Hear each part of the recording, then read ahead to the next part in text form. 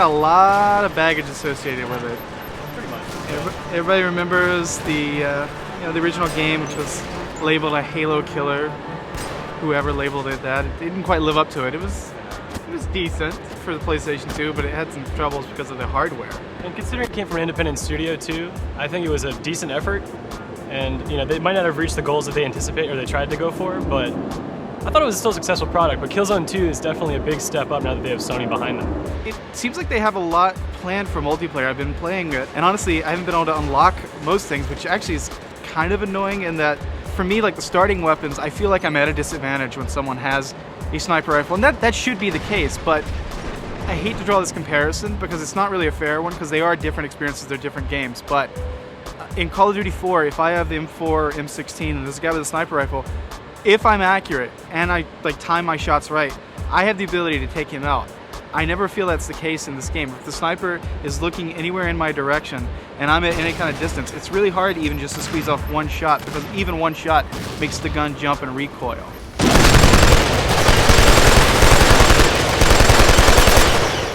I wish we'd had the opportunity to play it more, just so that we could have unlocked all that stuff. I mean, obviously I've been able to use a sniper rifle. There's like kind of a grenade launching gun. They're both really cool. The sniper rifle especially, since it's pretty much a one-hit kill. You hit them anywhere waist up and they're dead. And that seems actually really accurate and seems to work really well.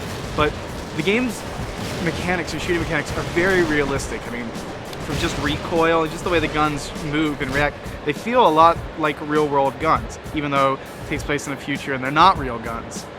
That's actually kind of a problem too, in that shooting a real gun can be very, very difficult. And some people might really enjoy that, but for me, I didn't think it was that fun. Just the simple act of shooting guns in this game, I found kind of frustrating.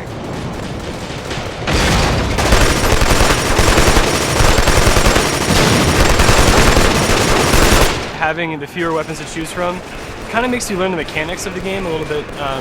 You really have to strive to be that sort of tactical person and sneak around and find the enemies where they least expect you. And the maps in this game certainly have a lot of hiding points.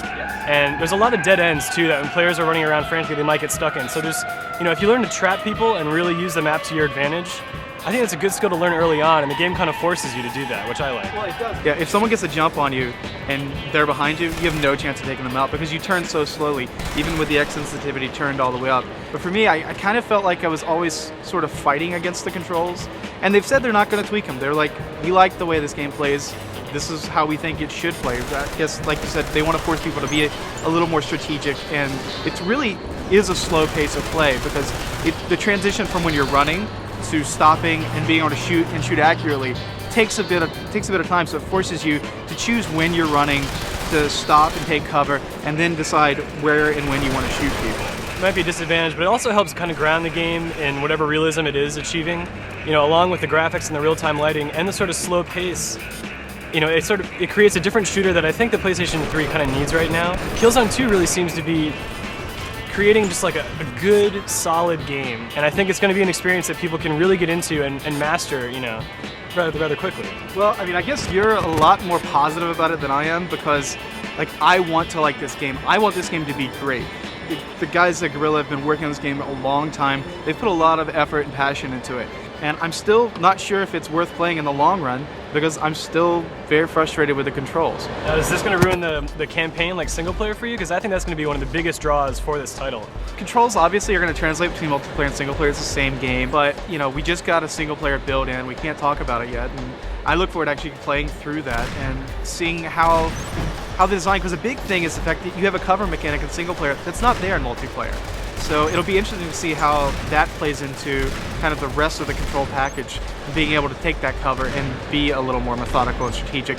Multiplayer kind of seems like a good addition, and I feel like they're doing all this beta testing now to really just make sure that it's not just tacked on. I really like what they do with the games where throughout the course of the matches are really long, but in the course of a match, they'll give you 4 or 5, even 6 different game types.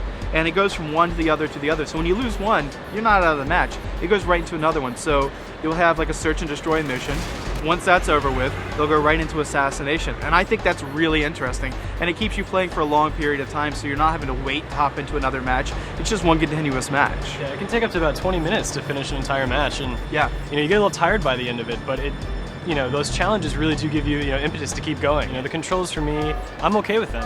Yeah. And, you know, the art direction and the level design are all pretty solid. Yeah, and I think I can't not talk about how good the game looks, because it is the best looking game console shooter I've ever seen.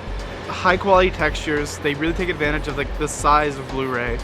Obviously the lighting is honestly one of the best trademarks of the game. Like, they have done an amazing job at, while not matching the infamous Target video, like shot for shot or, you know, graphic for graphic, it's in the ballpark, and the fact that they've been able to reach that, I think they deserve a lot of credit for getting that far.